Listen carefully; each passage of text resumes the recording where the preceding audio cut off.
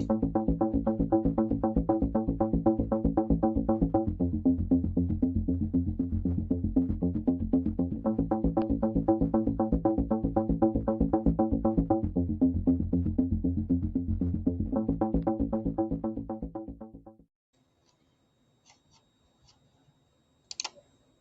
I forgot to take that down.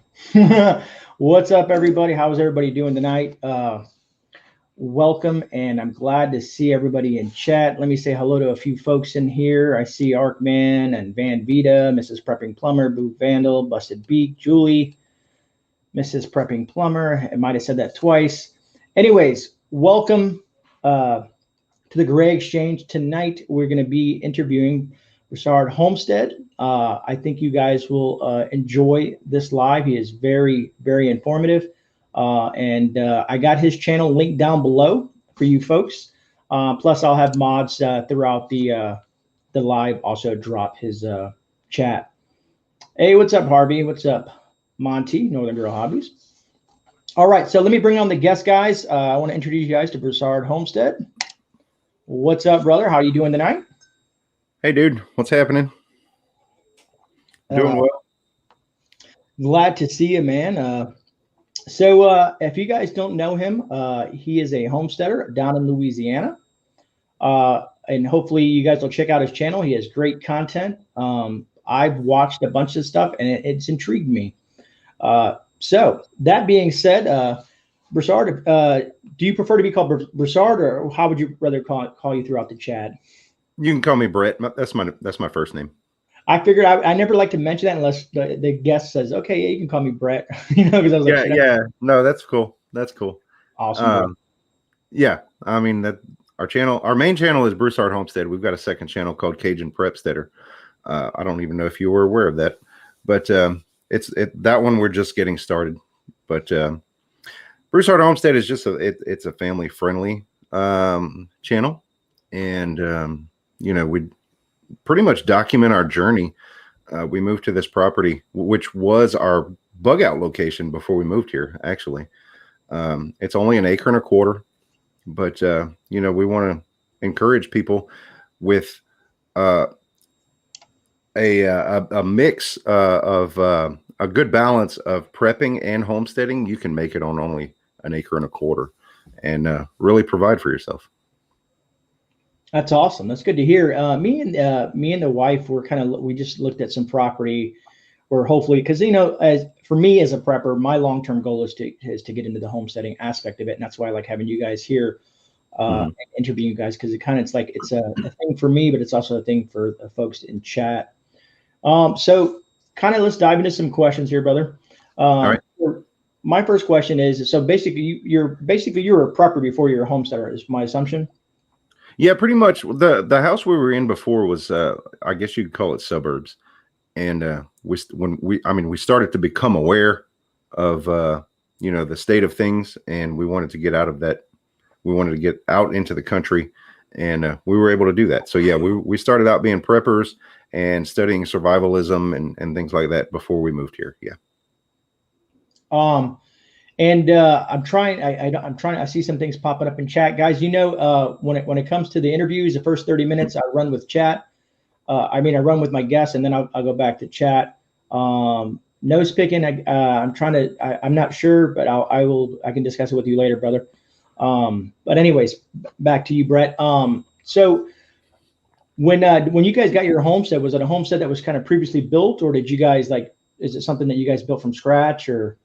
From scratch. It was before we moved here. It was a section of just a neglected pasture, and we took it from the ground up. We added the infrastructure, the utilities, and everything. We researched lots of different types of structures for a home, and we ended up settling on a double wide trailer house, manufactured home, because it was just fast. We got in, and they're built way better than they used to be. The exterior structure is built, 2x4 construction, just like a home. So it's only the interior walls that really are, I guess, cheaper made. But yeah, it's definitely suiting our needs. Yeah, that's we're kind of pondering that as well because we figured we can buy the land and then start working on the land itself, and then possibly like you said, we were thinking about trying to do maybe like a manufactured home at first before we actually can actually build the house that we're looking for in regards to that. So I'm probably maybe following in the same steps as you, and I've noticed that we've had a lot in common when it comes to that, evidently. Yeah, yeah. For you folks don't know, Brett is also a firefighter. So which is I think he has seen some the reason I bring up the firefighter aspect of it is because you've seen a lot of things with trauma. You see things that happened, emergencies and stuff like that, Right. which makes me think, what we were talking about behind the scenes here is the hurricane thing. And I had mentioned something to someone a while ago that some people don't understand when it comes to hurricanes is that during the hurricane, emergency services are usually suspended because it's too dangerous for them to go out. Yeah. Yeah. During the hurricane, once the winds reach 35 miles an hour, all emergency services stop. Nobody's coming to help you. So if there's a mandatory evacuation, you need to take that seriously. And if you don't leave, you need to understand that you're going to be on your own. So, and then once the winds come back down under 35 miles an hour, then we can get out and run again. But in the case of like recently, Hurricane Laura, we actually rode that out at the firehouse, me and my coworkers. And the next morning we got up and a lot of the streets were impassable. Pretty much the entire electrical grid was in the streets. Wow. Trees were in the streets. So even after, after the event, there's still some real interruption. There's still a good chance that emergency response can't get to you. And then, for a week or so, because of busted water lines, busted water mains, because trees falling, the roots can take the mains right up out of the ground. We had some fires that we just kind of had to watch because we had no water pressure. Yeah, that's what I always tell everybody. You can't take certain things lightly. You need to prepare prior to any of these things, especially if you're prone to certain areas like hurricanes and tornadoes, floods, brush fires, and all that fun stuff like that. But anyways, I wanted to go back and jump in more into the homestead questions.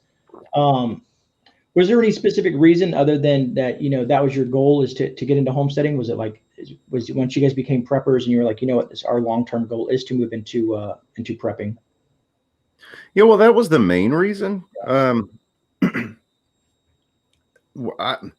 grew up in my dad loved to have like a little hobby garden, and I had the blessing of growing up neighbors with my mom's mom, which was my grandma, and she taught me a lot of the old ways. Okay. And in fact, the property that we have now is a small portion of what used to be basically the back field of my grandma's place. So this property has actually been in the family since the late 1800s.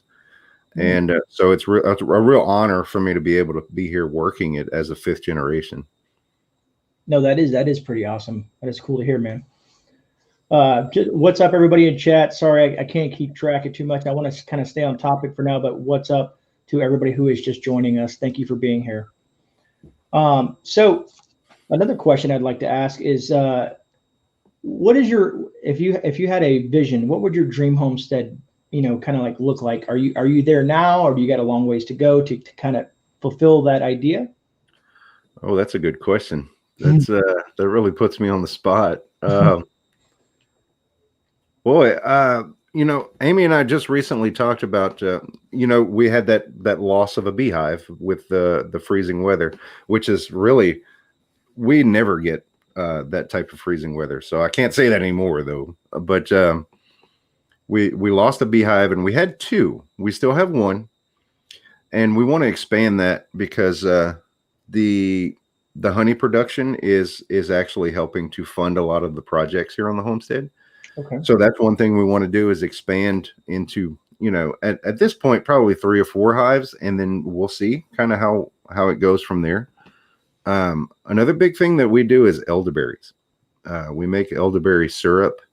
We make finished syrup for people locally, and we make a DIY kit. Make your own elderberry syrup out of dehydrated, dried ingredients that we can actually offer for shipping.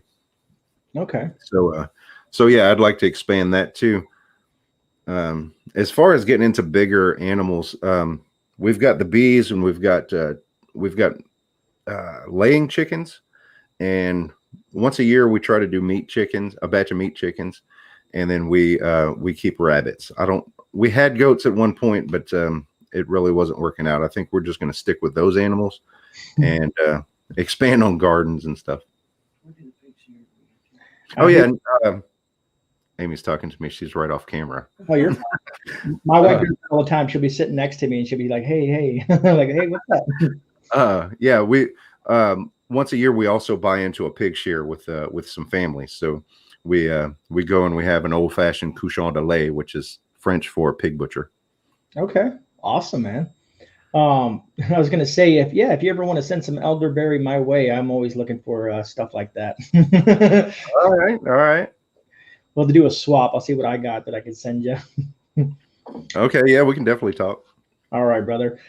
So long term, how self-sufficient do you want to be? You want to are you guys? Because I always like to ask this because I like to know if folks like to be fully off grid, or do you want to have some access to the grid itself, or kind of because it's a challenging question, because some people love their running water and their power and their cell phones and their Wi-Fi. Well, okay, yeah, we do not intend to live off grid, but we want to be able to if we have to. Does that make sense? Yes, for sure. It's nice to have that padding if things go really sideways. Yeah. You have the availability to live off grid if you need to be. Right. I don't want to because it's hot. Yeah, she said, I don't want to because it's hot. Dude, Louisiana summers are brutal.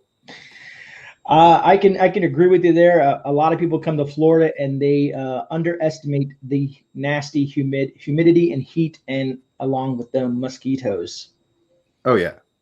When you've got triple digits and triple digit humidity, it's unbearable. Agreed.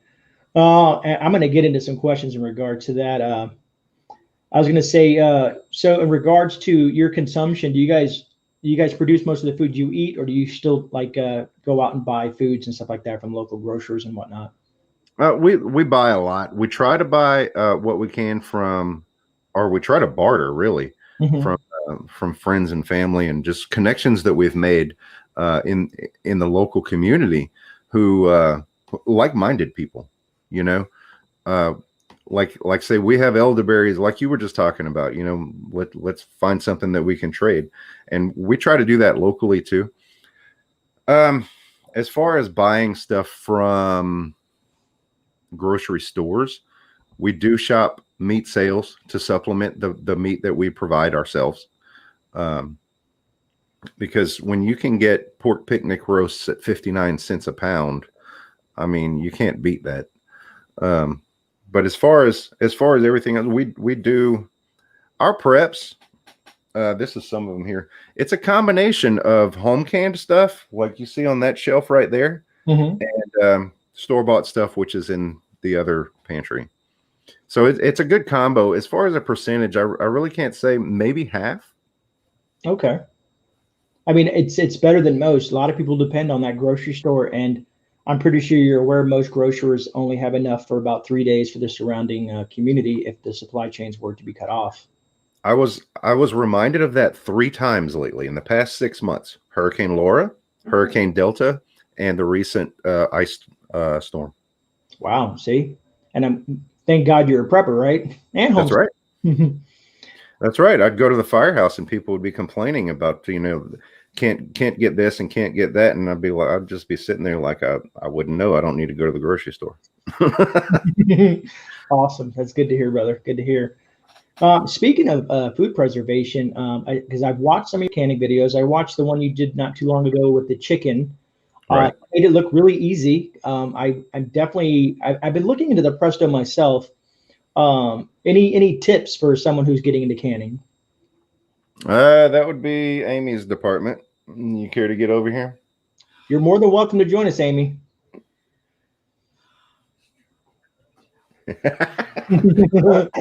Can't get out of it now. Yeah, I know. I'm stuck. You didn't even say that I was over there. Well, you kept mumbling. I couldn't hide it. Shush. All right. So those of you that don't know, this is my beautiful wife, Amy.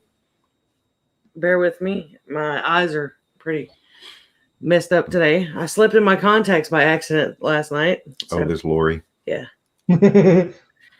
I was so tired I went to bed and forgot to take them out of my eyes. So canning tips. Pressure canning is much easier than most people think. I was afraid of it. I really was. And we had Kate from Kate's Kitchen that came over and showed me how to can the meats and stuff. They are super simple. It really is. The video makes it look simple because it really is simple. yeah, it's really that simple. Yeah, because it was just like I was watching. I was like, man, that looks a lot easier than I expected to. Because I've been a little bit nervous about it because, you hear the horror stories, but until you actually, jump into it, you really don't know. And it's something that I'm looking forward to getting into myself. Well, the biggest deal is keeping an eye on your temperature and your gauges and make sure you're not getting too high or too low. Okay. And everybody's stove is a little bit different. Even, we switched from electric to gas stove recently, and that was an experience. The gas stove runs a little bit hotter and a whole lot quicker. It heats up. So that was a definite learning curve. But just as long as you're keeping an eye on it and stuff, not a big deal at all. I'm sitting here looking at chat, Brett. If I don't see North Shore pop up in here, we're going to have to give him some crap by the end of this. Right. You Family Homestead and Sharon Brasher. Those are some of our people. Awesome. I'm hoping that people saw your post on your community tab. Yeah. And hop over here to watch you. So in regards, do you guys do any like freeze drying, or do you guys have a root cellar or any stuff like that? Any additional ways to Freeze drying? No, but Amy is the dehydrator queen. She has 5 dehydrators. Wow. Okay. For now. If I can fit another one on that shelf, I might. No, I just recently got the it's a Magic Mill, which is very similar to an Excalibur, but it's all stainless steel shelving and everything. The only plastic on it is the outside casing. So I think I dehydrated 3 whole heads of cabbage in that thing at one time. Yeah, I think it fits a lot. Being so close to all of this dehydrating like I am, it seems to me that the Excalibur is really overrated. It's overpriced. Yeah, I'd say the Magic Mill outdoes the Excalibur, and it's much cheaper. And how much does something like the Magic Mill cost? The Magic Mill is about $179, I believe, on Amazon. Well, that doesn't seem too bad at all. No, it's not, and it's really worth it. And the Excalibur was like closer to $5, I believe. Yeah, for the bigger one. Wow. That's all metal and everything. Yeah, I've seen anywhere from $300 to $500 for an Excalibur. Okay, yeah, it's definitely a big price difference and a big savings, especially if from you guys using it and with your experience behind that, saying that the cheaper alternative is a better option. Then I would have to look into that myself. And it's super quiet. I actually ran that one during a live stream by accident and didn't even notice it. Yeah, like right over our shoulder. It was running and you couldn't hear it. That's awesome. Because I watched this guy do a dehydration on eggs. He has a chicken coop, and he has all these eggs, and he dehydrates the eggs and stuff like that and makes it into this thing and stores it. I thought that was really awesome. We have a video on dehydrating eggs. Yeah, we have several jars of dehydrated eggs in the pantry. Yeah. Now, once you dehydrate eggs and you put them in a jar, like what's the shelf life? I've had some for about 8-9 months, and they're fine. Okay. Like we just put them in? The trick to making sure they're dry. When you take them out of the dehydrator, you don't always know that you pull all the moisture out. Stick them in a Ziploc bag and stick it in the freezer for about a half an hour. When you take it out of the freezer, it's going to tell you if you have any moisture left in those eggs, because you're going to see little ice crystals in them. If you have the ice crystals, then they're not quite dry enough. You need to put them back in the dehydrator for a few more hours. That is a great tip. That is a great tip. So kind of jump into another question, because I can talk all day about food preservation because it's so important. You know what I mean? I always like to ask homesteaders, do you find any specific skills needed to start a homestead, or do you guys just kind of dive into it and learn as you go? Any tips that you guys can suggest to folks in the chat that might give them like a beat the learning curve or something like that when it comes to diving into homesteading? Well, I'll say this for sure. If you're when you're dealing with live animals, do your research first. Don't put animals through unnecessary stress or sickness or even death just because you don't know what you're doing.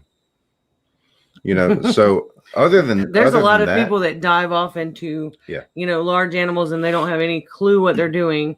And we've seen animals that their hooves aren't trimmed properly because somebody didn't know what they were doing, or you've got sick animals because you had no idea what you were supposed to be feeding them. And it puts a lot of unnecessary stress on the animals and whoever gets them after you, if they make it that long. Right.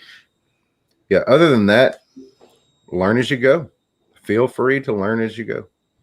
I've seen a lot of folks that I've discussed or talked to, they say that is the biggest thing is just kind of jump in and you learn as you go. And I think Keto or Jess, she had said something about that too, is when it comes to animals to take your time and, and just don't jump in and start grabbing a bunch of animals. Maybe start with chickens. Everybody seems to say chickens are pretty easy. Yeah. Well, that's true. Start small. Yeah. Start small. Yeah. Learn one animal at a time. Don't try to learn 3 or 4.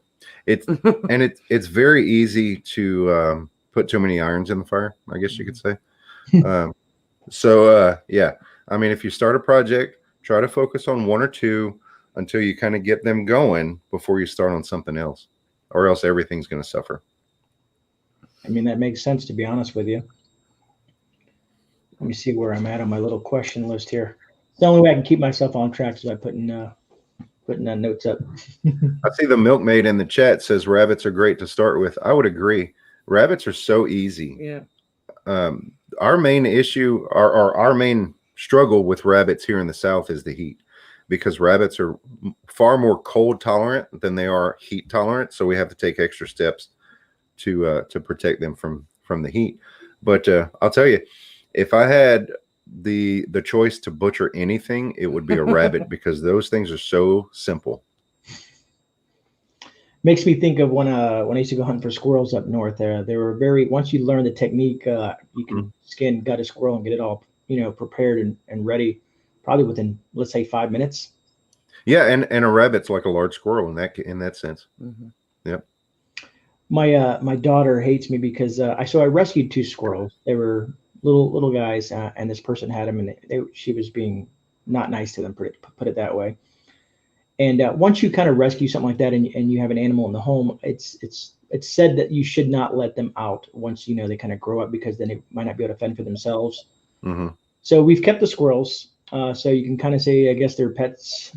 But yeah, I'm not going to get too deep into that. But I was messing with them. Well, if things go really south, we're going to consume those squirrels. Yeah, for sure. The milkmaid asked, do we have a colony or cages? We have cages. We have elevated cages because we collect the manure to use in the gardens. Yeah, that's kind of going into my other question, which is kind of cool, because I was going to ask, I've seen a lot of homesteaders use all different types of techniques, learning composting, how to mend clothes, how to, deal with certain kinds of plants, even stuff like I've seen people make, they make their own bread. They, what else am I looking at? They make their own soaps. It's interesting how far some homesteaders will go in regards to trying to separate themselves from being dependent on the system. Right. We, all of those things that you just mentioned, we know how to do, but we, very, very few of those do we practice as a lifestyle. We want to know how to do stuff. We just like to know how to do stuff. But and it's, I mean, it's useful in case you need to.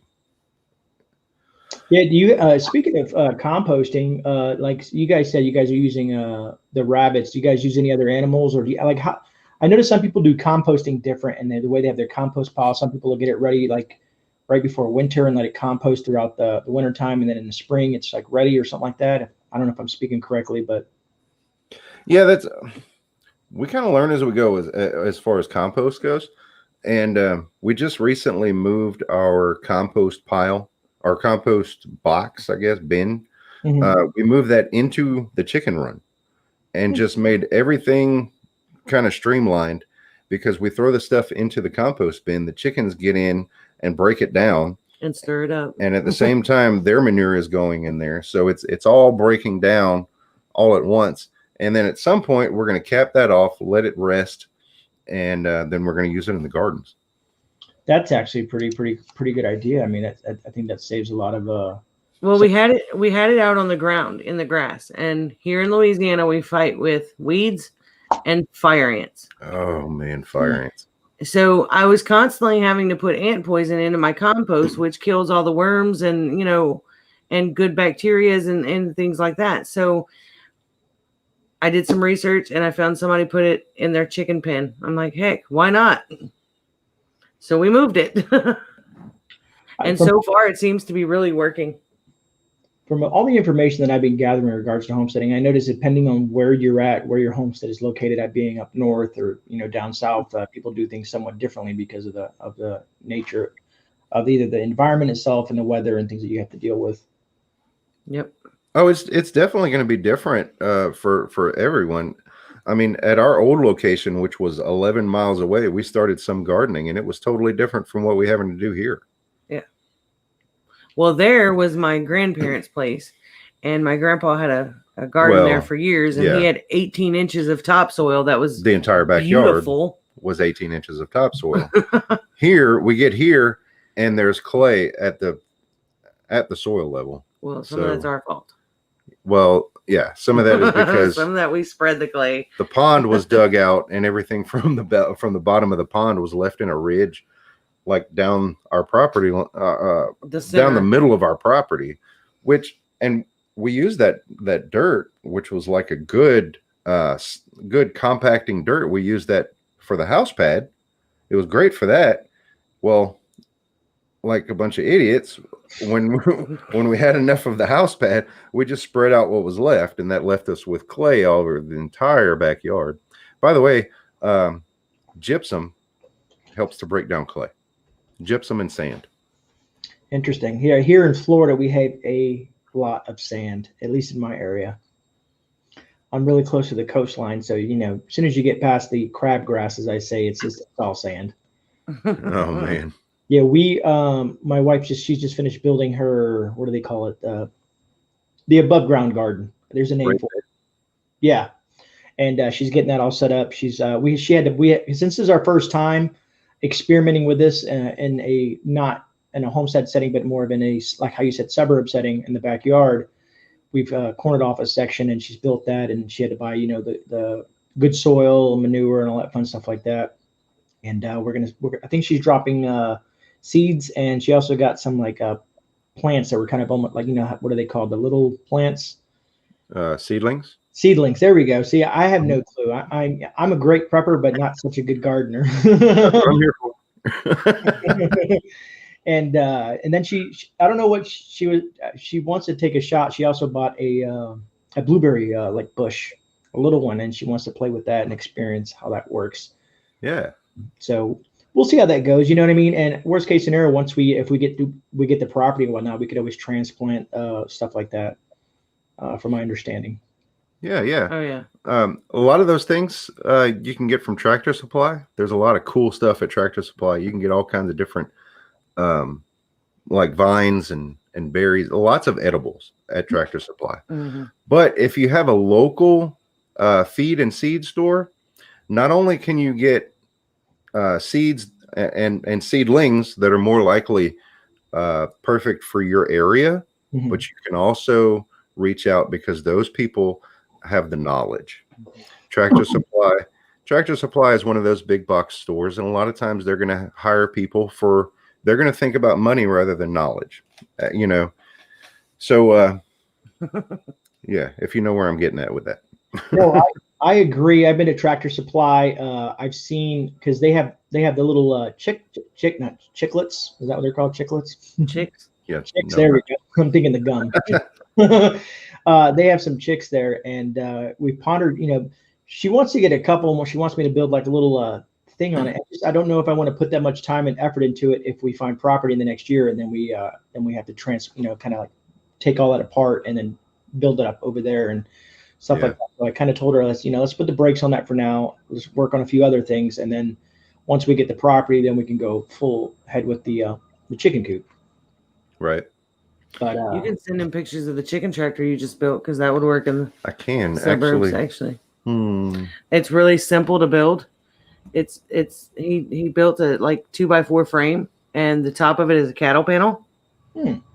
It's a cattle panel arch. Yeah. Over the whole thing, and he built a PVC pipe door.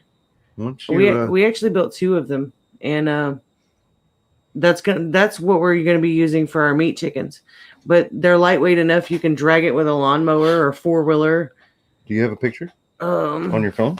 If so, text it to me. Oh Lord! And we can share it here. Yeah, that you can.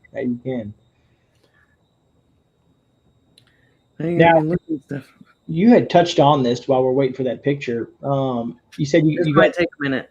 Yeah, as I say, you guys do. So do you make some money off the homestead in regards to, like, let's say selling honey or any stuff in the garden?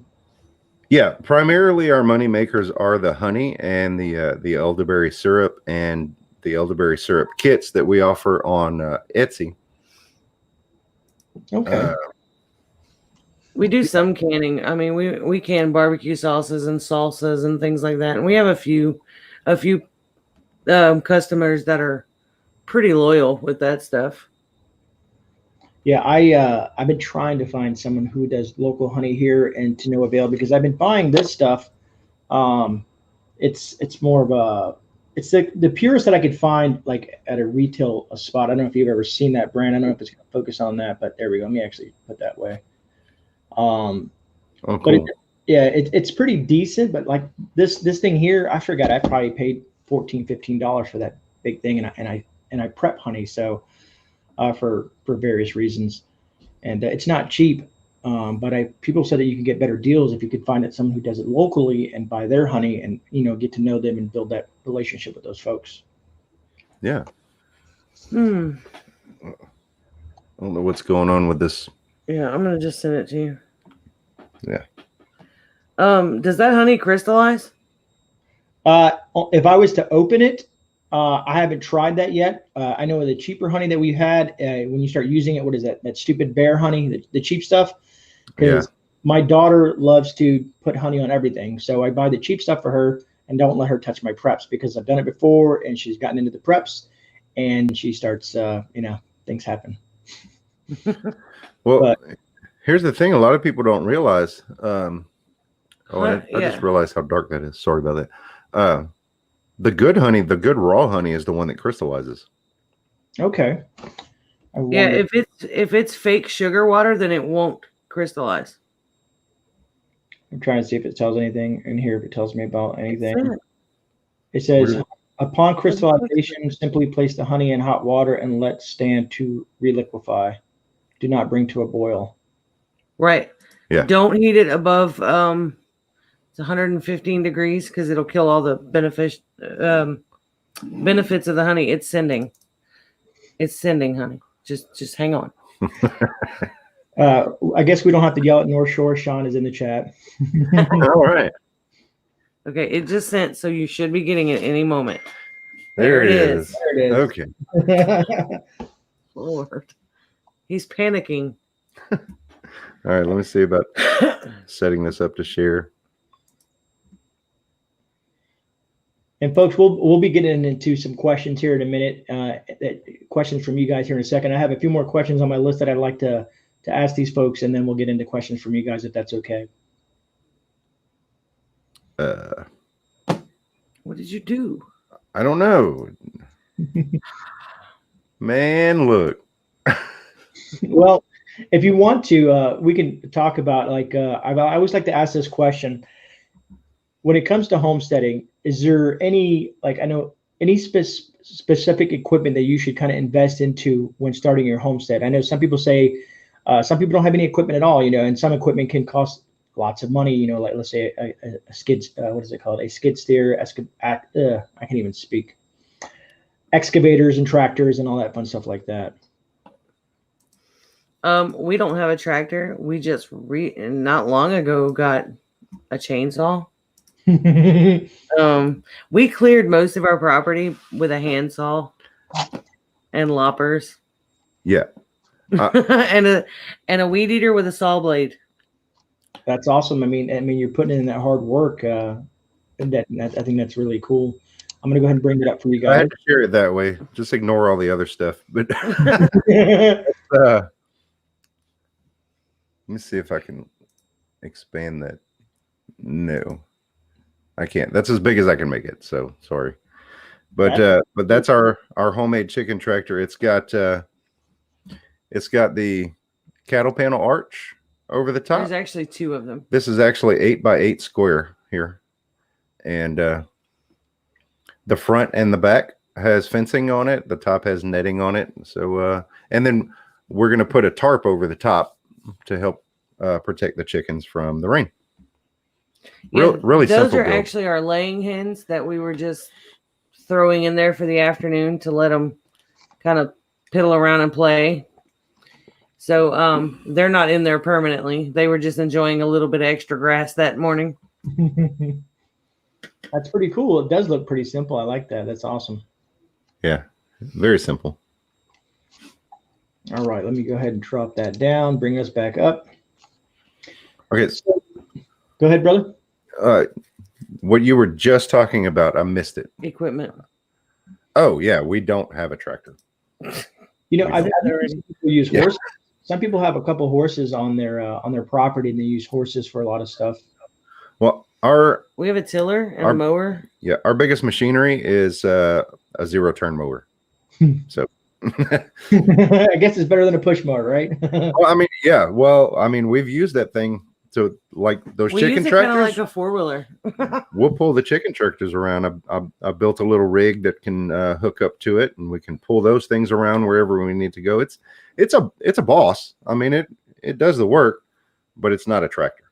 So, Roger that.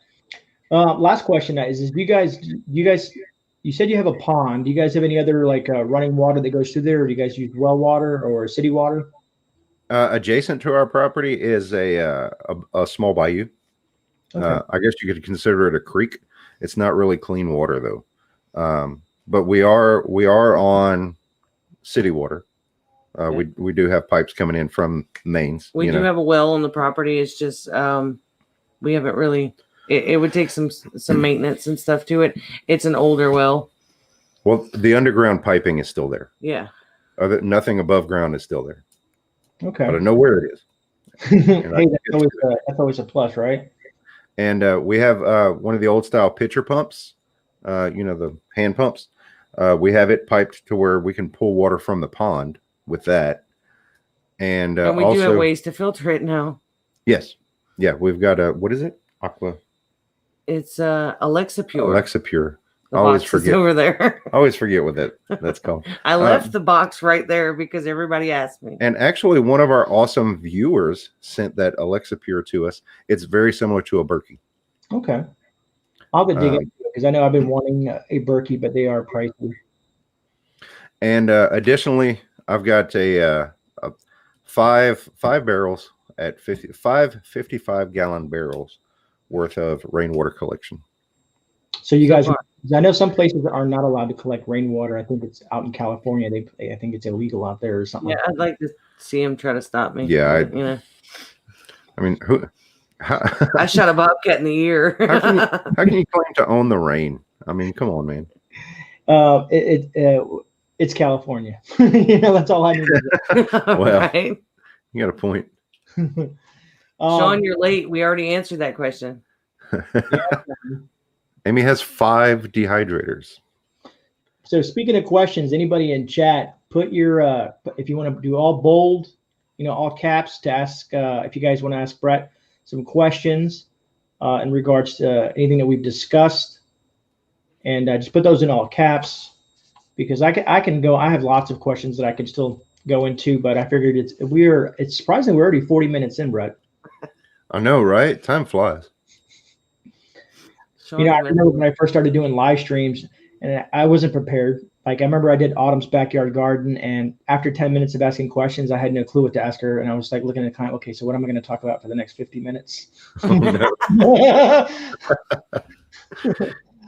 So, one of the things that we mentioned, I think we were backstage or before the show when we talked about it. We like to bring in the homestead and prepping communities together because there's a whole lot of overlap there. Mm-hmm.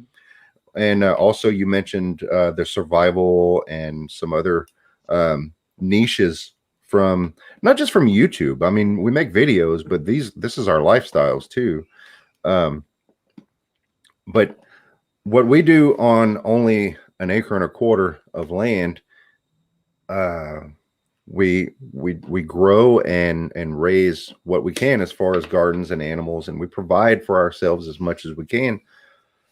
But where we fall short, that's where the prepping comes in. Mm-hmm. And we shop sales and we get what we can at the grocery store. A lot of what we buy is actually our preps. Okay. It's long-term storage that we're buying.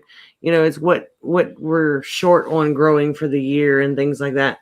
Like this year I've already started. I've got squash and zucchini in the ground already. I don't even know how many seeds started in the greenhouse, which was a chore to try to keep them to not die through the frozen snowmageddon that came. But we made it. We've got some questions starting to roll into chat. Uh-oh. What did I miss? Oh, see, you done went too far. I done lost it. What made us want to start a farm life? It's in my blood. It hurt too. We both grew up near our with our grandparents in our lives. All of that generation lived through the Great Depression. Yep. And taught us, some of those. Use what you have. Yeah. Don't waste. Those things were drilled into us at young ages, and it's just kind of been passed on and passed on. That's something you don't forget. The things that we call prepping and homesteading now was life a couple generations ago. Yeah, and it's the truth. I see toughest challenges so far. Yeah, you're on the ball, Brett. The past 6 months, we went through 2 major hurricanes and a major ice storm. So we actually got meat chickens through the first hurricane. Yeah, raising those meat chickens in the middle of Hurricane Laura. That was you talk about a mess. Yeah, that was a pretty interesting experience. So yeah, I mean, just basically recovering after these natural, I guess you could say natural disasters would be our biggest challenges.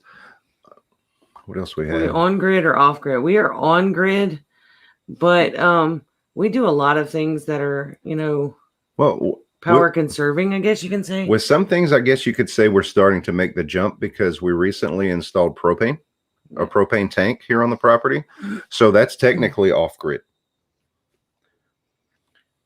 I'd like to get more into solar and things like that. We haven't researched enough about to really make that big jump. SHTF Engineering asks if we're in Texas. We're in Southwest Louisiana, about 60 miles from Texas. Actually, about 50 miles from Texas. Speaking about Texas, when they had that one hurricane, what was that hurricane that kind of sat over the Houston area for like 3 or 4 days? Harvey? Did you guys? Didn't even have to finish a sentence. Yeah. Did you guys get any runoff from that? We did. We had it sat over us too, but not near as bad. Not near as bad as Houston. And in the middle of that I have a friend, a very close friend of mine, who actually passed away unrelated to the hurricane. And his funeral had to be postponed because of that hurricane. You know, it's funny you talk about funerals and that video that you did, how people would have to mitigate funerals in regards to a massive shift event. I was watching that and I was intrigued by that. Yeah. And like I say, a lot of my knowledge, my prepper experience comes from being, just life experience for one, and emergency training, the emergency response training that I've received. My brain is wired different, I guess. Like if something goes down, my emotions get pushed aside, and it's not always a good thing. It's really not. But for as far as getting things done, emotions go to the side, logic comes up front, and just the training leads me down a path of getting the job done. And then sometimes I even have to, there's no shame in needing therapy or, just talking to somebody to deal with those emotions at some point, because you need to, your brain needs to deal with that. And I totally went off on a different tangent there.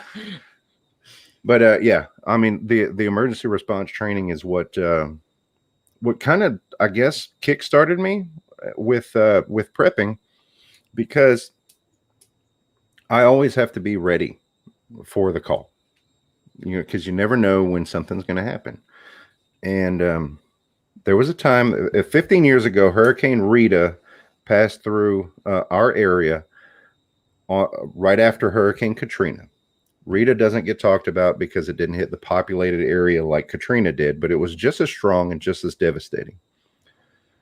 And at the time, she and I both were volunteer firefighters. And I'll never forget, this lady came in after the hurricane was over with, before the grocery stores and stuff had opened back up. And this lady got out of her car just bawling and says, I can't find food for my kids. What am I supposed to do? And by the grace of God, we were able to help her. But that moment stuck in my mind. This is why we need to be prepared. And that was even before I was really a prepper, so that's one of those things that really got me kick-started, I guess, was that moment. Being that you're with the department, how do you guys have medical preps? I know I'm really big on it myself, just because my history in the military, as a medic and stuff like that. I get a lot of questions asked. I don't know if you guys, have IFACs or medical bags and all that fun stuff like that. We have our department really has just basic materials kept on the trucks in bags, and basic knowledge, because we have in our area we have Acadian Ambulance, which has, I guess, they've got the contract over the entire area, so it's not like we can't run medicals.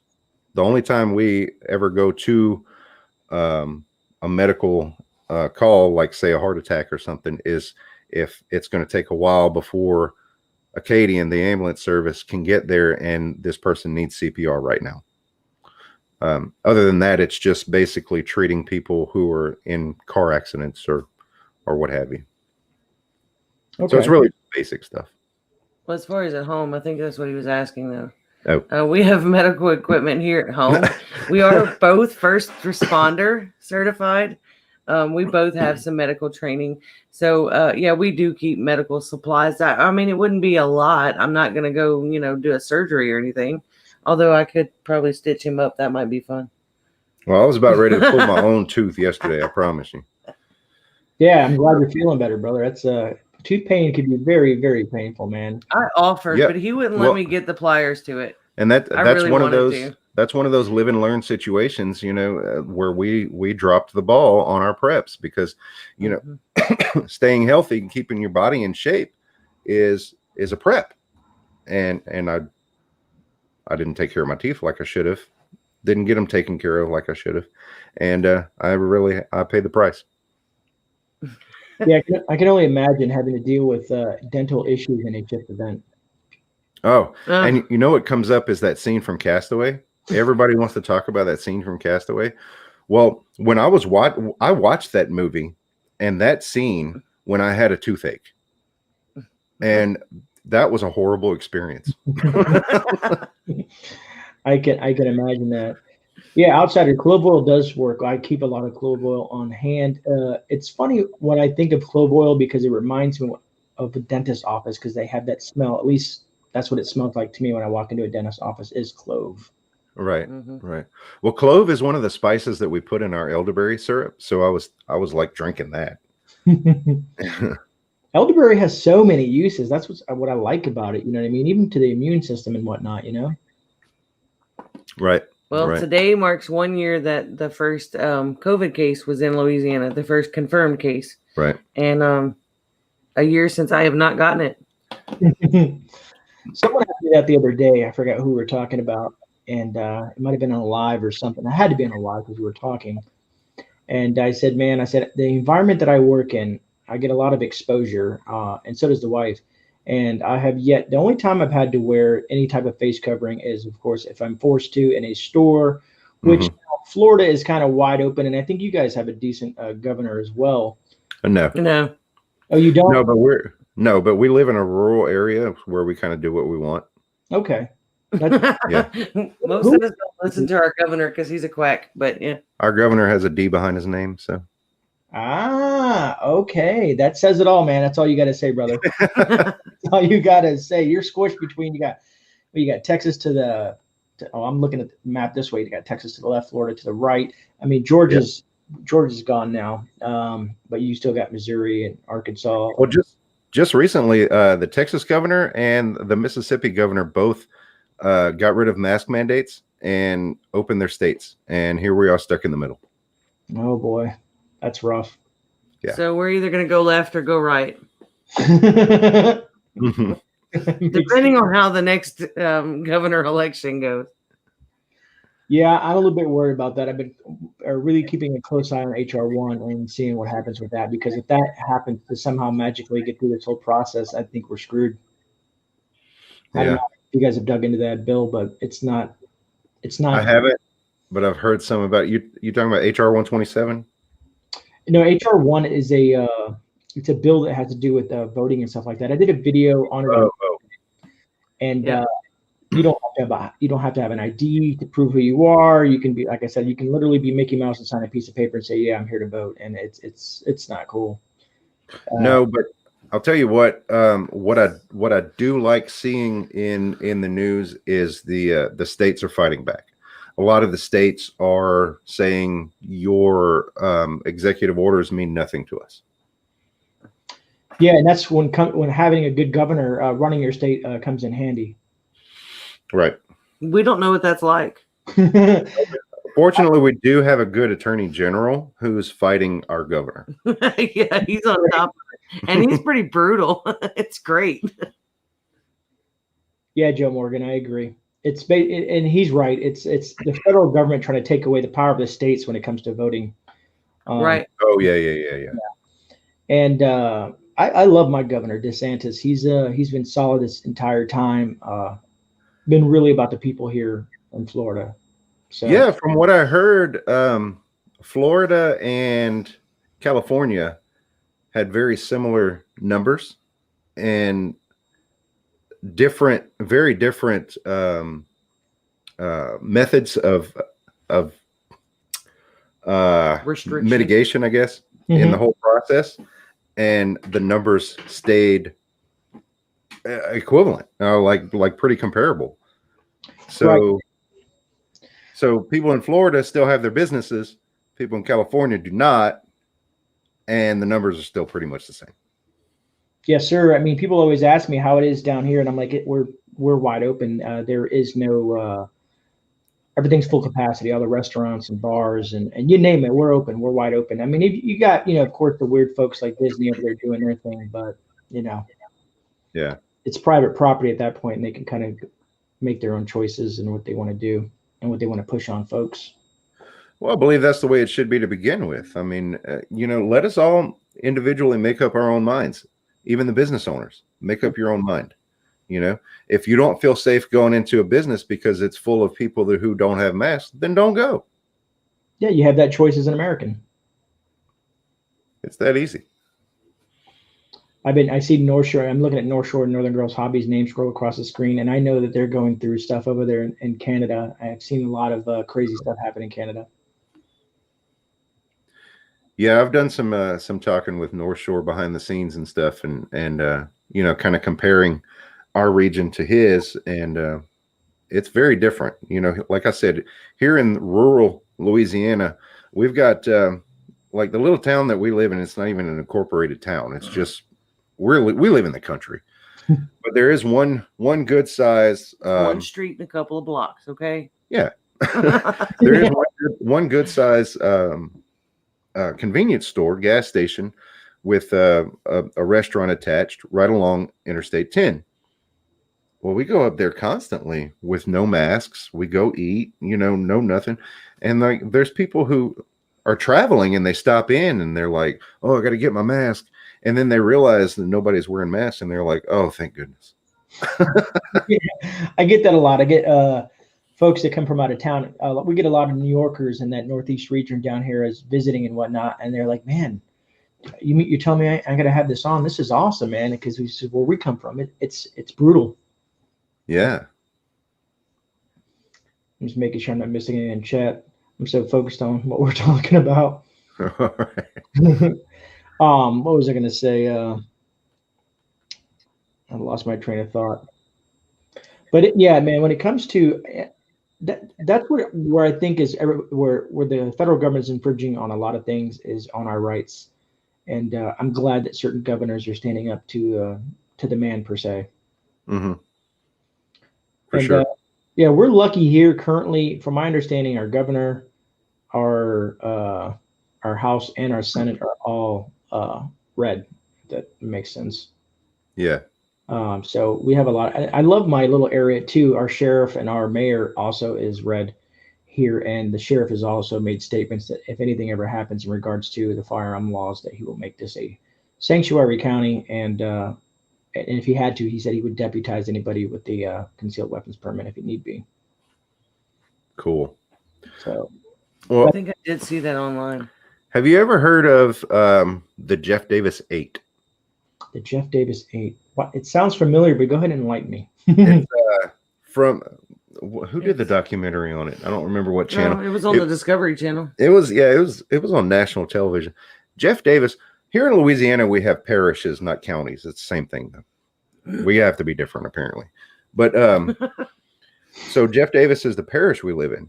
And the 8 is a reference to 8 unsolved murders from back in the 90s, was it? No, it started in the 90s, but okay, over the span of several years. 90s, early 2000s, whatever. Unsolved murders. Yeah, so that's where we live. And interesting. And the district attorney of Jeff Davis Parish, right? Is Bill Cassidy still? I mean, Mike Cassidy still in? Whatever. As far as now, yeah. Mike Cassidy was at least the district attorney, and that is Bill Cassidy's brother. You may have heard Bill Cassidy in the news recently. Yeah. As the rhino who voted against Trump. Welcome to Louisiana. Yeah. There's a whole lot of good old boy stuff going on down here. And, you know, I tried to fight it at the place where we used to live through the fire department. And that was a big flop. I put 2 years in trying to fix and bring up to date a volunteer department over there, only to realize that the chief of that volunteer fire department was the son of a deputy, and there was nothing I could do. I see a quick question here. I think Monty says, do you all do your own metal work there, like welding? I do not do metal work. I prefer. I'm pretty good at woodworking, actually, but I do have contacts to get my metal work done. Hey, that was a good question. Because I've seen some people dive into certain metalworking. I'm familiar with using a MIG welder. Years ago, I worked in a fabrication shop and learned how to use a MIG. Don't own one, but can use one if need be. Yeah. Yeah. I did a little bit of welding back when ag was still a thing in school. I guess I don't know if it still is, but That was a long time ago, honey. that was a long time ago. Back in the early 90s. You're probably back in the late 1900s. If you don't mind me asking, Brett, how old are you? I'm 45. All right, so we're the same age then. We are so similar. That's crazy. Yeah, because that's when I was in high school. We and I went to high school up north and down south, and we had metal shop, we had wood shop, and what was cool about metal shop is we actually got to what is the word I'm looking for? Where you pour liquid metal and make a cast and stuff like that. Casting? Yeah, is it casting? It's I think so. Yeah, and then we forged screwdrivers, and made screwdrivers. Oh, cool. It was all kinds of fun stuff, man, and I really enjoyed it, man. And they don't have nothing like that around here no more, as far as I know. Oh wait, are you talking about blacksmithing? Is that what you're trying to think of? It's kind of like blacksmithing, but I forget the name. They just called it metal shop because we played with angle iron and we twisted stuff, made like coat hangers, and then we made the screwdrivers. We did some tinning, all kinds. And we kind of like each every couple of weeks we'd be into something new topic and learning a new technique or whatnot when it came to that. Sounds cool. I think Sean's flirting with you. Yeah, Sean's always flirting with me. Oh, Sean. Sean. Fun back and forth, Sean and I. I was telling Sean that was a couple of weeks ago. I said he's the only. You ever got rated, Brett, on any of your lives? We got rated twice by Prepping 101. Okay, I've been rated once by Sean by North Shore. Oh yeah, he's the only person that rated me. I guess I don't come on at the right times.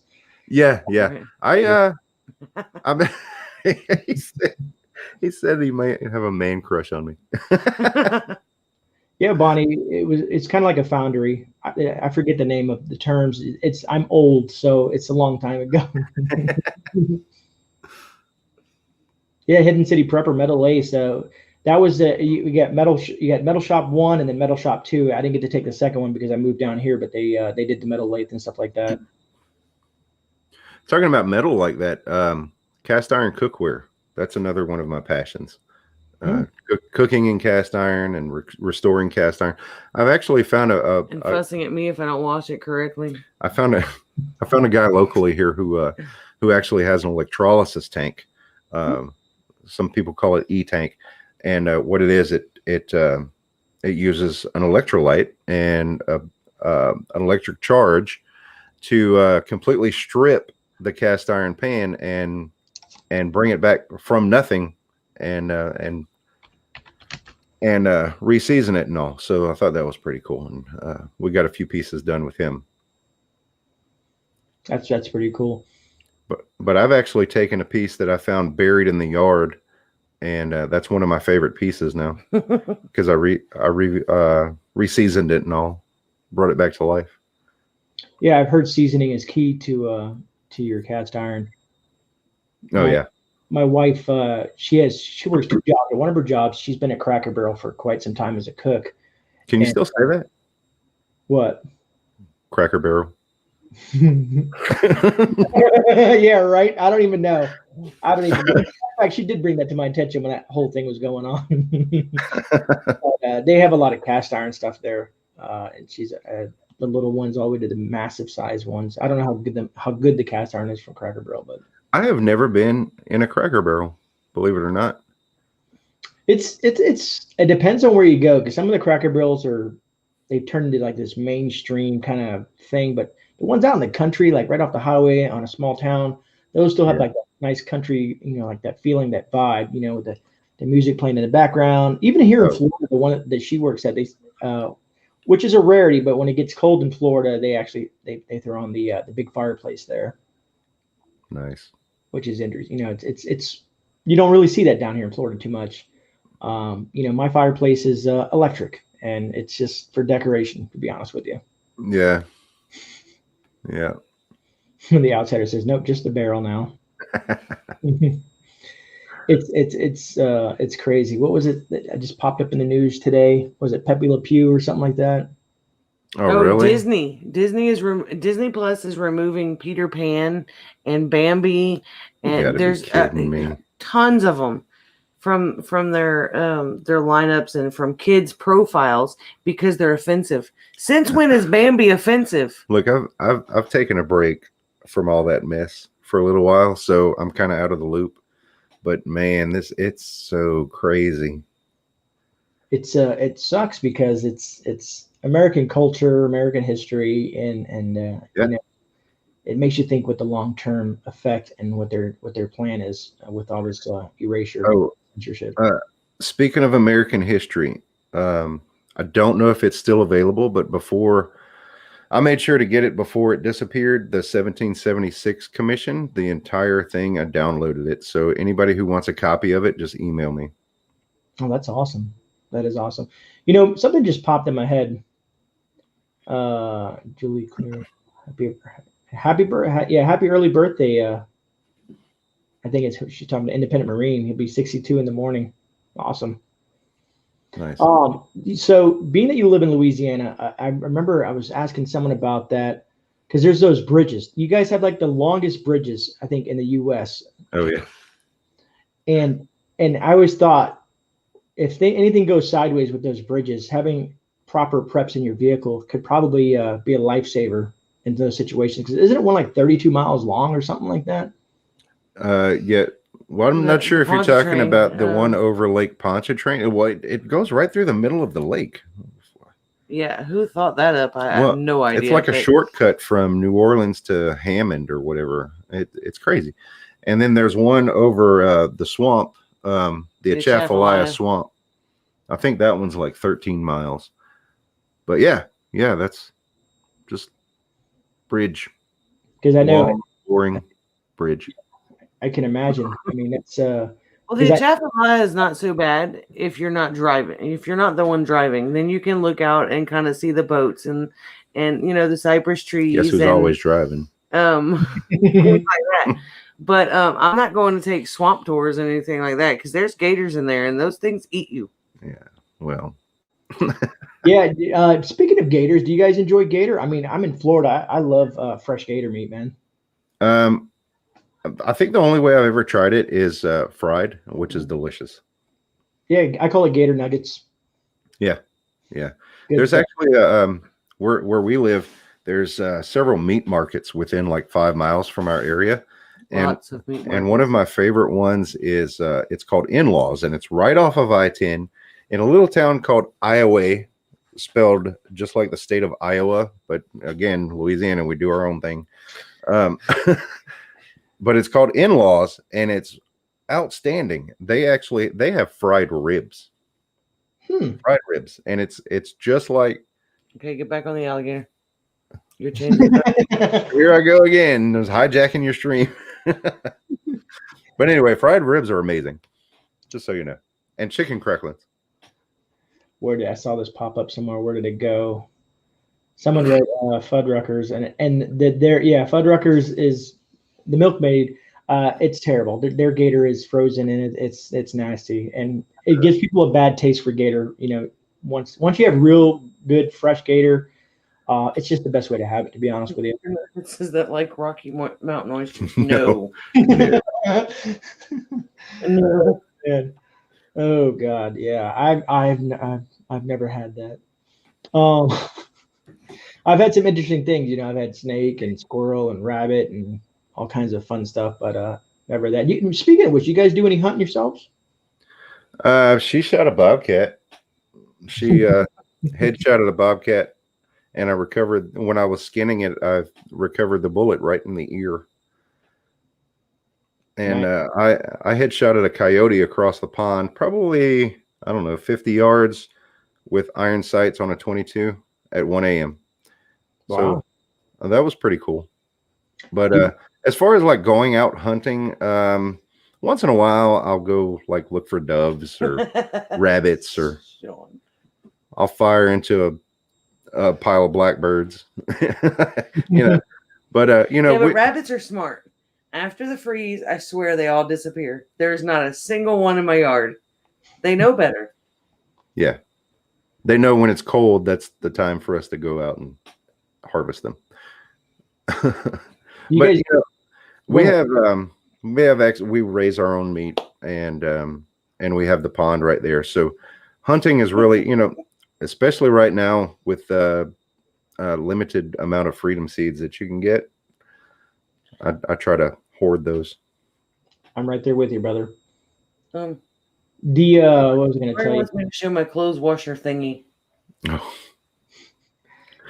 You want to go get it? It sounds funny. It's Ow, ow. What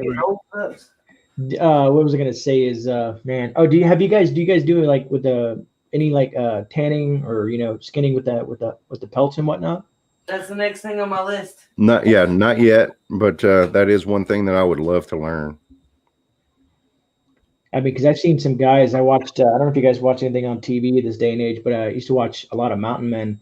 And there's a guy there that makes a lot of money off trapping and using all the pelts and doing all the stuff like that, and making clubs and shoes and all kinds of crazy stuff that he does with the furs. That's cool. No, I had mentioned that I skinned that bobcat. Well, it was in the pelt, and along with several rabbit pelts, was in the freezer when the power went out for days with Hurricane Laura. And that was in a freezer that we forgot about. So we didn't think to put power to it. So we lost those. That was depressing. Hickory Croft Farm says they're trying to experiment with tanning of pelts, hoping for some decent results. Well, I'm wishing you guys luck. Yeah, we haven't even tried. Short bunny slippers. You saw that too? I don't know. I get cold really easily, so bunny slippers would be cool. Yeah, for sure. I was watching. I watch a lot of nature shows, and there's a series Alone that I watch, and one of the ladies on there was eating a lot of rabbits and trying to do stuff with their furs out there. Now the rabbit, the thing that you have to learn to remember with rabbit, it's a very, very lean meat. It's not going to provide you with enough fat for your diet. So you're going to have to supplement. You make a good point in regards to that, because some people talk about different fishes and stuff like that. And I've told them, depending on the type of fish, you have your fatty fish, and then you have your more, let's say, lean fish. So when it comes to that in general, but also with animals themselves, I don't know if you guys were watching Grim Survival. He had Angry and Papa Prepper on his channel the other day, and I guess Jason went out hunting chipmunks, and he said it wasn't much meat on there at all. I bet. Oh boy, I thought I got a laugh out of that one. Chipmunks. I've seen chipmunks, but I would have never thought of that people would go hunting for chipmunks. Wow. Stuart's messing with you. Amy doesn't say fillet; she says filet. Filet. Leave me alone. So this came from layman's.com a few years ago, and we went blurry. But this is they call it a breathing hand washer. And you see inside there, this is hard, like a plunger. This is hard plastic, and it's very similar to a plunger, but you just in a bucket, you fill a bucket with not fill, but you put in some soapy water, and you put your clothes in there, and you just plunge that like you'd be churning butter, and it washes your clothes. It's an off-grid washer. That's pretty cool. And good point, North Shore. People don't know history, and you can learn a lot from history. Yeah. Speaking, of Cajun, I know this is overrated for you guys, because everybody tells me I'm crazy and wanting to try it, but I just want to try a beignet one time, man. That's all I want, just to try it. I know it's just a puff donut or some sort of pastry or something like that, but I just would love to actually have an authentic beignet. I don't think I've ever had one. It's a freaking donut with powdered sugar on it. I guess because I live here, and I've had them so many times. Yeah. it's just one of those things. It's like, and I don't know. I'm not like super big on sweets. So that's just, it's one of those things. It's a freaking donut that people are going gaga over. I just don't understand. Isn't it a lot like funnel cake? Yeah. Okay. It's just bigger and fatter, and it's a donut instead of swirlies. now, king cake, I've had a ton of king cake. King cake, if done properly, is really good. But there's so many like different versions nowadays. Yeah. Everybody's making a king cake, and a king cake is not a king cake. It's not a king cake. They're not all the same. No. I could agree with you there. Down here in Florida, I was born in Key West. I don't know if you guys are familiar with Key West itself, but I know where it is. Yeah, I was raised on key lime pie. Okay. Key lime pie is so mainstream. When I try key lime pie and I look at the people that serve it to me, and I'm like, this is not key lime pie. This is crap. Yeah. You know what I'm saying? I was like, you guys have destroyed what key lime pie tastes like. That's probably the same feeling I get when I go to the grocery store and in the Campbell soup can I see gumbo. No. There used to be a restaurant here years ago, and unfortunately it failed, but it was called Mimi's, and it was like authentic, kind of Louisiana food. Pretty big. I love the decor. It had that theme and that feel, but evidently it didn't last. Sucks because we only got to partake in it twice, and I would have loved to go there more. Because I don't know if you guys. I like to try a bunch of different types of foods and stuff like that. Yeah. And it just gets. I don't eat fast food, so a lot of people, I just don't. It's just not the healthiest stuff. It's not healthy at all, to be honest with you. Yeah, right. Independent Marine, your brother lives down there. He's been living down there long. He probably knows my family. We own a bakery down there and a bunch of other fun stuff like that. Been in the family for quite some time. Yeah, Firefly Farm. Boy, but she said she loves Key West. Growing up on an island like that down there was the island life before it turned into the show. I don't really care if I swear now, but the shit show that it is now, because that's all it really is at this point. But growing down there in the 80s, it was a lot different. We would run the streets all night and all day and go out. And, you go out to the pier to go fishing. I'm 7 or 8 years old, and we're going out to the pier, and you can see down in the water 30 feet down, crystal clear, which is beautiful. Oh, wow. We don't know what that's like out here. We have beaches, but they're mud. Yeah. I've watched shows, and I don't know how well they do in regards to Louisiana, but like that, what is it, the Swamp People and stuff like that. And I've always wondered how it must be like to live on the swamp and live in those houses out there in the middle of nowhere. Okay, Swamp People is pretty authentic, though. Those are people that live off the Atchafalaya Basin. That's like in the dead of swamp. We do not live that swampy, okay? No, actually, you can probably tell from the way we speak. The farther east you get into Louisiana, usually the thicker the accent is. We live so close to Texas. I guess there's a lot of Texas influence here. So we don't really have that dialect or that real twang in the voice. Yeah, no, I've heard some of that deep, what do you want to call it, French Creole kind of like accent. Yeah. You can't really understand what's going on. Yeah, right. What's up, Kaylin? I didn't even know Gil was on tonight. She said she just left Gil's. They were talking about knives. We can talk about knives too. Drawl is not pronounced. Drawl. Oh yeah, the drawl is not as pronounced. Yeah. There you go. Sean says I talk funny. Sean says Brett sounds like a Canadian. What's that all about? And the first thing that when I think of Canadians, I think of always that whole that stigmatism. Like I want to say A after everything. Yeah. Right? How we doing it? I told Sean one day he was talking about Canadian boomsticks, and I said, "What do they fire out apologies?" That's great. That's great. I pick at Abby all the time because she apologizes like for everything. Abby is our daughter. Yeah. Okay. The other day she apologized to the trash can for running into it. I mean, it's just one of those things. And I said, "Have you been around Sean too much?" Sorry. You know, we got the biggest laugh out of that though. We had so many folks move here after Katrina. We have crawfish restaurants everywhere. Shift here in Texas, right? Firefly Farm, that's Lori. She's asking, have we been to the island where they make Tabasco? Yes. Yes, that's Avery Island, Louisiana. Yes. And it's technically, it's called an island because it's built on a salt dome.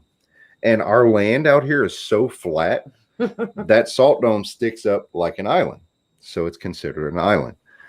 And yes, we have been there. It's an awesome experience. They have they have not only the Tabasco factory, the only one in the world, by the way. They also have is it Jungle Gardens? Yeah, which is pretty awesome in the springtime. It's this don't go in the winter. Everything's dead and it's really gloomy. Yeah. Don't ask me how I know that. There's like a huge garden tour. It's like acres and acres and acres. It's awesome. That is pretty cool. Blue Vandal says in Northwest Wisconsin they say eh. I want what is it called? Cheese curds from Wisconsin, because the ones down here at these little restaurants suck. I love cheese. I don't know if you guys like cheeses. I like to try different cheeses, man. I love cheese. I love cheese. Yeah, I tried some cheese. How are we with armadillo control? Here on our property, we haven't even seen a single armadillo. No, we haven't seen any, but we do have skunks right now and a possum. No, yeah. If I see, look, when I grew up right here, in this front yard. And, I grew up in such a way that, like, if there was an animal that didn't belong here, it needed to die. And I had to learn different, because every wild animal has a purpose. And if it's not like possums and raccoons and stuff, if they're not tearing up gardens or beehives or chickens or whatever, and they're just roaming and are strolling by, we watch them now. Even snakes, unless it's a venomous snake, then it's got to go. Evidently, we got a lot of cheese-loving people. Now, I've actually we've got big water snakes here because of the pond, and I know that they're not venomous, and so I've actually saved one because it got all tangled up in some netting of ours. And way braver than me, because I wouldn't get in that close. I cut it loose and let it go into the pond. I mean, and it's just, call me soft, whatever. I mean, it's just, like I said, everything's got a purpose. And things like that take care of the there's other snakes and other issues, other animals that they take care of. As far as venomous snakes, we have water moccasins in this area. Those are boogers. And I've killed a copperhead. Yeah. Southern Ohio prepping and ginger prep. It's fine. We have busy lives. You guys are more than welcome to watch the replay, as always. I always tell everybody, if you guys can't catch the live, it's not a big deal, man. You guys can always watch the replay. I was asking where you go next with your homestead prep. That's at the very top. Oh, Sean, I think Sean asked a question. Yeah. Says, where are you going next with your homesteading and prepping? Well, we talked about that a little bit near the beginning of the show tonight. Sean was late. Right. We just talked about expanding. Amy and I just recently talked about expanding our beehives. As some of you may know, we just lost one of our 2 hives, our colonies, to the freeze. So we want to repopulate that stack of boxes and add probably 1 or 2 at this point, and then kind of see where it goes, because we the day, probably the week following when we harvested 90 pints of honey last summer, off of those only those 2 hives, which I was really impressed with. Within a week, we probably had 30 pints left, and we've just kind of we stopped marketing it, and we just kind of let people get 1 or 2 here when they ask for it now. Yeah. While we're just kind of hoarding it, I guess. But that's a real moneymaker for us, and so is the elderberries. So we want to expand on the money making stuff, but not only focus on making money. You know, we've eventually the beehives are good too, because we also do the elderberry syrup, which the honey is in the elderberry syrup, so we kind of need the honey. Yeah. I mean, a lot of homesteaders and preppers know this, but they may not think of it this way. This is our retirement plan. You know, so we want to get to a point where when it's time to retire, you know, if we don't use any of this stuff in the meantime, you know, and if SHTF, or the real SHTF, never happens, and we only just need little bits of this stuff to get through small events, then we're going to have a lot of this stuff to rely on when we're older, and we're getting to that point day by day. So you sooner than me. Once you know, once the house is paid off, and we get to a point where we can just kind of sail, then you know, obviously with the fire department, I'm going to get a monetary retirement as well. But you know, we'll have a lot of this stuff to fall back on, and again, that's just a retirement plan. Yeah, that makes sense, brother. I agree. Something had popped in my head while you guys were talking, and I can't remember. I hate when I do that. My thinking that happens to me all the time. We're on the same page. Oh boy. Can you let everyone know your schedule, time, and day you are regularly on? Thanks. We got 49 people in here still. I know we've been rambling on longer than we usually do on the lives, but we're having a good conversation, folks. And you know, I'm glad some of you guys have stuck around. For those who would like to know my schedule, so I'm on Sundays. I do the Sunday shift report. Do you want to know my lives or just my videos? Okay, I'll kind of like break it down real quick. The Sunday shift report is more political media stuff, and it's a pre-recorded video. I sometimes do a premiere. I've been entertaining that fact with that. On Mondays is Medical Monday. I usually dive into medical preps and stuff like that, which is another pre-recorded video. Tuesdays, which you guys are here today, I do 9 p.m. Live interviews with folks.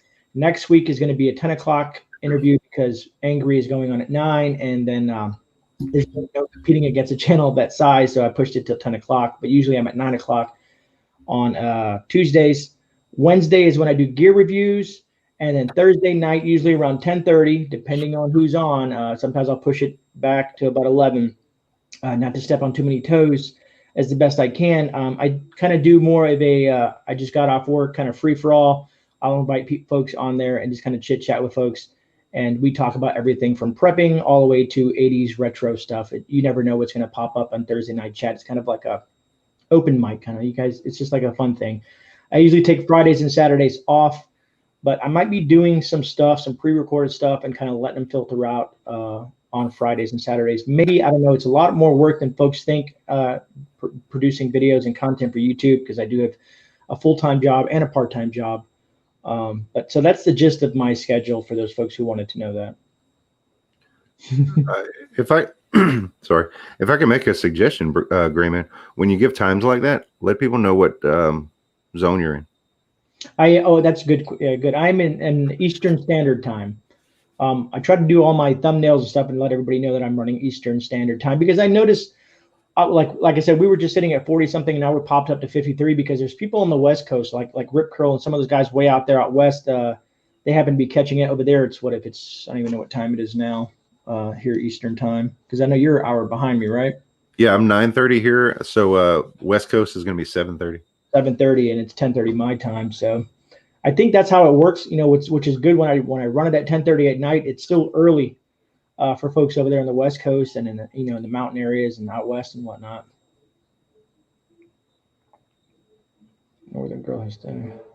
Cat is so happy to be home. Trying to see if I'm. Yeah, I had no clue North Shore there was going to be a bunch of live streams on Tuesdays. There's so many people starting YouTube channels that eventually you're gonna have to bleed overs, and here's how I look at it: the people that every channel has like their subscriber base. It's like their backbone, like their hardcore subscribers. You can go live at 2 o'clock in the morning, and if they're up, they're going to watch you. So people have the choice to go wherever they like and the content that they enjoy. Well, and that's been especially challenging for us because we've been in the homesteading community for a couple years now, and now we're breaking off into the prepper community. So it's impossible not to step on toes. Agreed. Luckily, there's not too many massive channels that do a lot of live streams. It's more of the small channels, and I understand we're trying to get watch hours. Well, I'm already at and you are too, Brett. I know, but some folks are trying to get their watch hours, so they do a lot of live streams to try to circumvent that issue. We're trying to get the YouTube watch hours because that is a hard part. 1,000 subscribers is a little easier, I think, versus the watch hours. But yeah. Well, I'm working on building that second channel now, Cajun Prepsteader, and it's right around 200 subscribers. Okay. And we're just trying to get it. I'd like to see it get to at least 1,000 so that I can go live from my mobile. Well, North Shore, if you want to drop that link for the Cajun Prepsteader for us, because I know you probably have access to it quick than anybody else does. Harvey's asking if we have a schedule for our videos. Our videos, no. That's where we fail at YouTube, and we are not consistent with videos whatsoever.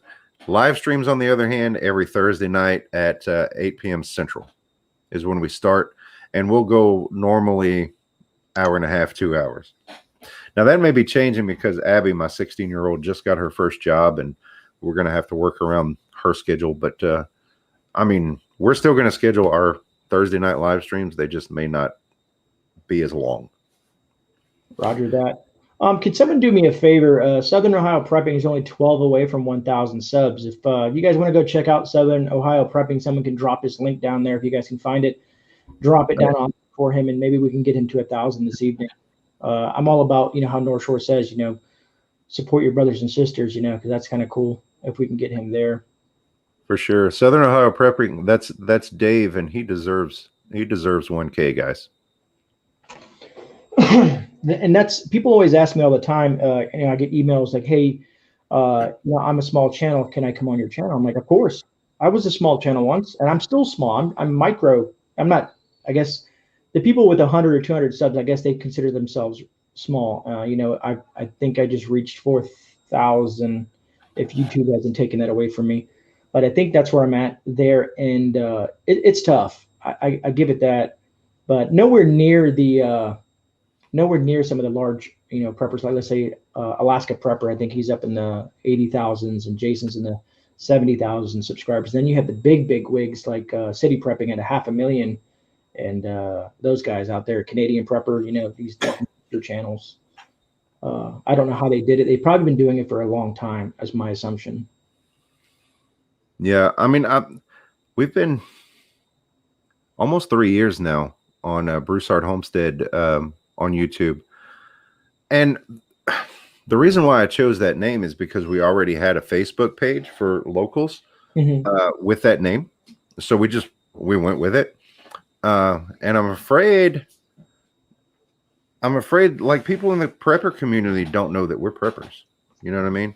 So that's part of the reason why I started the second channel.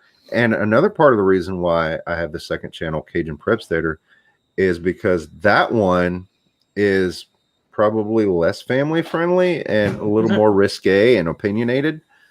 And so and on that one, we go live. We try to go at 6 p.m. either Saturday or Sunday. We didn't go this past weekend because I was struggling with that dang tooth. But yeah, that's the one where we talk about politics. We talk about, whatever. The only topic that I never talk about on either channel is my security.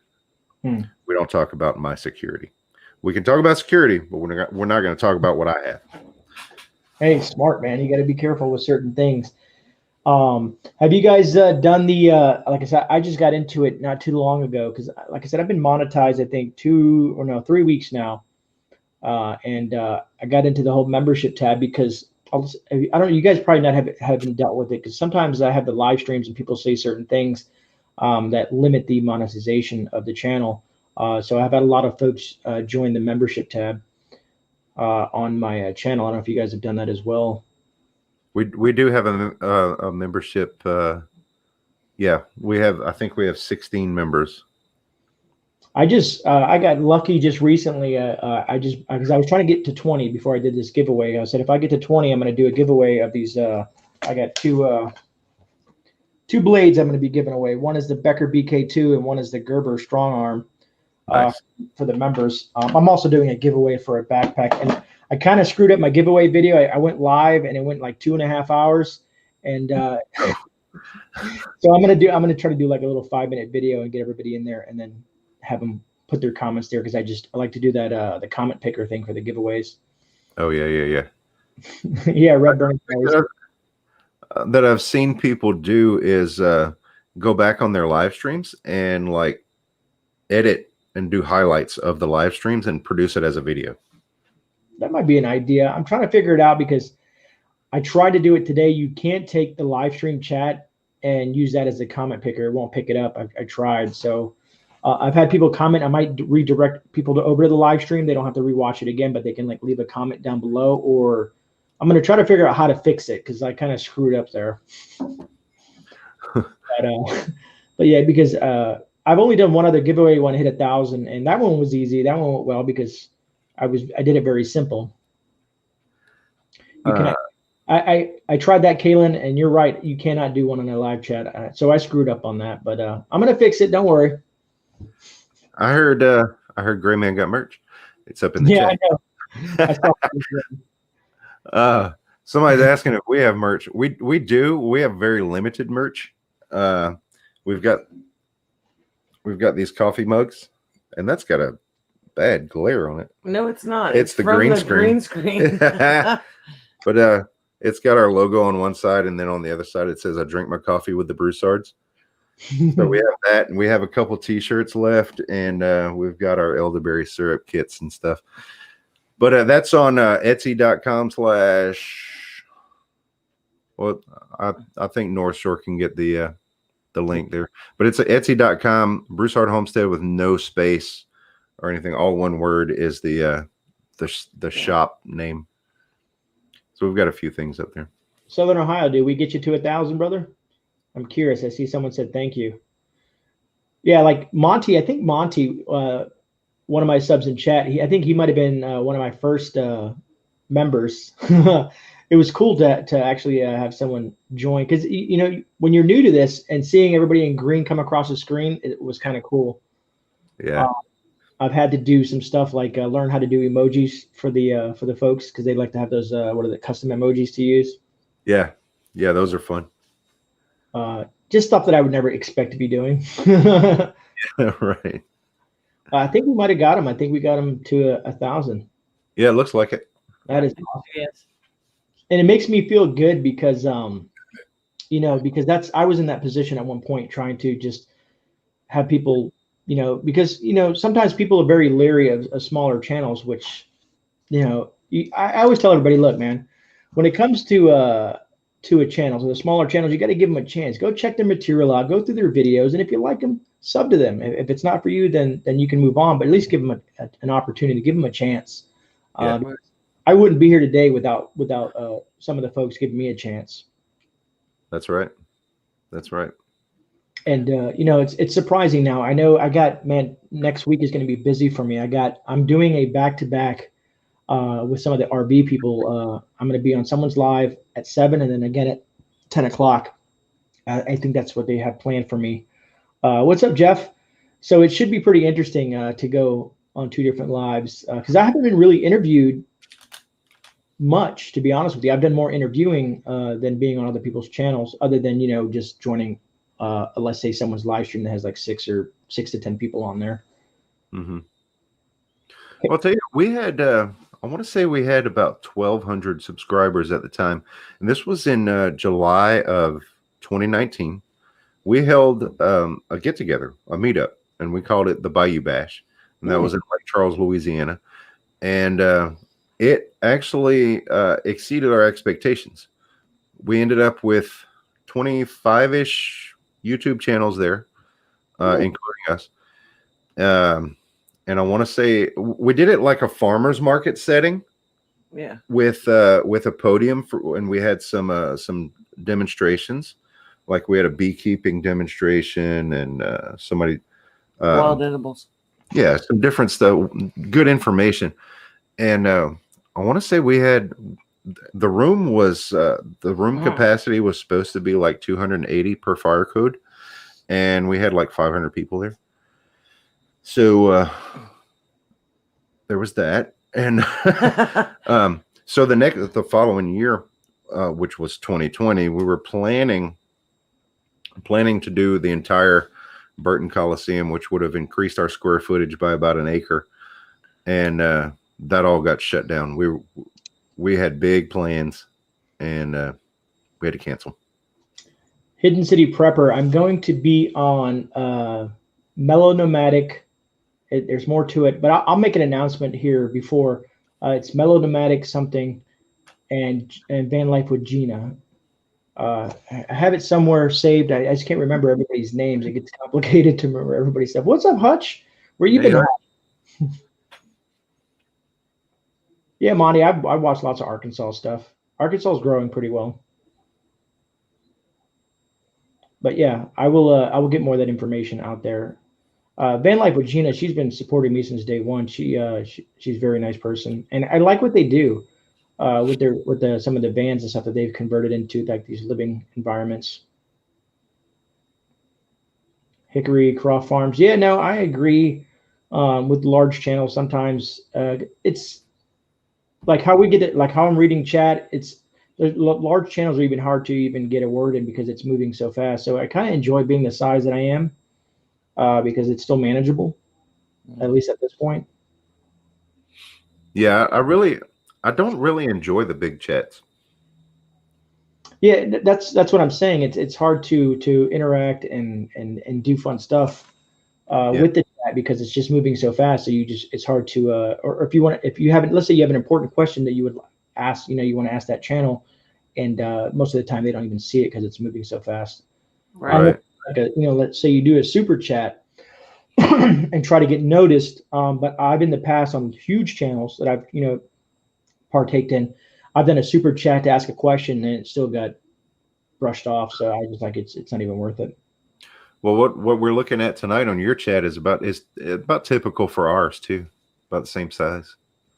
It's funny to say that I watch the Urban Prepper when he goes live, and he has, I want to say, maybe 250,000 subscribers, but he usually has only anywhere from 100 to maybe 200 folks when he does the lives. So he actually, I've interacted with him before, and he's put me up on screen, put my name up there on the StreamYard and answered my question. So I thought that was kind of really nice of him. Yeah. Well, I know of homesteading channels that gain the multitude of their subscribers through either one of the shorts videos blowing up, or from a shout out from another a bigger channel or something. And they have like 10, 12, 15,000 subscribers, and they can't get more than 10 people in a live chat. And that always makes you think, is it because they're not interesting, or is it, I always wondered how that works. When some of these large channels and they only have, like, let's say 10, 15 people in live chat. And I've noticed more folks are diving into it. Even the homesteaders are starting to dive into it. Everybody's finding StreamYard and and running it. Yeah. I've been watching this, what is it? It's called The Prepared Homestead. His name is Travis. And I saw him go, huh? Yeah, I know of Travis. And he went live the other day, and I missed it, which sucks because I would love to interact with him, because I'm trying to slowly work my way to trying to get him over on the channel, because I'd love to interview him because I've been watching him for so long. but it's like I don't have any format. I don't have like a, some people have these emails that are already pre-done and they can just send it. When my email is like, hey, what's up? Would you ever like to come on the channel? And that's about it. It's not professional at all. You have a question there in the chat. Where am I going? Where am I at? Dr. Herbalist. Dr. Herbalist. Let me see if I can go. GreyMan, where are you located? I'm in Florida, brother. Good old red state of Florida. But Caitlin, who has a guy who helps him? Not Prepper Nurse One, but do you know that? I'm not sure who they're talking about. I would love to interview Prepper Nurse One of these times. We both have a medical background, but I know he's a very busy person. Northern Girl, what do you got going on? I have a short 8-minute premiere starting in 15 minutes if anyone is interested. Well, Northern Girl, I mean, we can wrap this up. We went way longer than we expected. I mean, we're at 1 hour and 45 minutes, way longer than we had anticipated. But I felt we had a good time, to be honest with you. I enjoyed this. It's been a blast. Yeah, for sure. But I guess on that note, I mean, Brett, do you guys have anything coming up that you want to share or anything that's going on before we wrap it up? Just check out our live streams on every Thursday nights at 8 Central is when they start. No telling how late they're going to go. And on the Cajun Prepsteader channel, that's our second channel. Come and share some opinions, talk about whatever. And those live streams, we start at 6 p.m. either Saturday or Sunday. The best thing to do is just ring the bell on that channel. We're not going to blow you up with uploads. In fact, we haven't uploaded anything on that channel except for a couple. We just go live once a week. So, all right, Kaylin, if you have any, if any of you guys know any of these folks and would like to see on my channel, I always tell everybody to send them my way, man. Send them my way. Tell them to take a look at the channel if they'd like, and to jump on and send me an email. And I'd love to have some of these folks on the channel. Prepper Nurse One. He's going to be on with Angry tomorrow night. Really, Coral? Jason didn't tell me that because he's been on with Jason before. Maybe he's going to be on the Angry Truth. I don't know. I'll have to look it. I'll have to text Jason and find out. I'm curious now. But anyways, thanks everybody for being here. Thank you, mods, for doing what you're doing. I'm glad we got Southern Ohio over 1,000. I want to say thank you to the mods. Thank you to the chat. Thanks for all the members in here, like Bonnie and Monty and all you folks that are members of the. I've been wanting to change the name. I don't know. I want to call it the Grey Family instead of the Grey Nation. I think the Grey Family just sounds more homey, if that makes any sense. Yeah. But you guys are more than welcome to email me and let me know what you guys think. But anyways, I want to say thank you, Brett, for being here and being on the channel as well. I think we had a great time. I'm glad you guys got a chance for jumping on with me. And like I said, next week, Tuesday, I want it to be a surprise. So I'm not going to announce it just yet. And my camera goes out of focus. What I'm trying to say this is my live stream will be going in at 10 p.m. versus 9 p.m. Due to Jason being on. He's doing a live with Papa Prepper or something like that at 9 o'clock. And I don't want to, because Papa Prepper is a good guy. So I don't want to jump. I want to let them do their thing. And then I will jump on at 10 o'clock. And she agreed that she's willing to work with that. So that being said, I want to say thank you to everyone again. God bless. I hope everybody has a great night. I can ramble on for hours, so I do apologize. But we'll see you guys. I'll be doing what's tomorrow? Wednesday? I'll be doing a gear review tomorrow, so check me out. It'll pop up eventually. Good Thanks night. very much for having us. Anytime.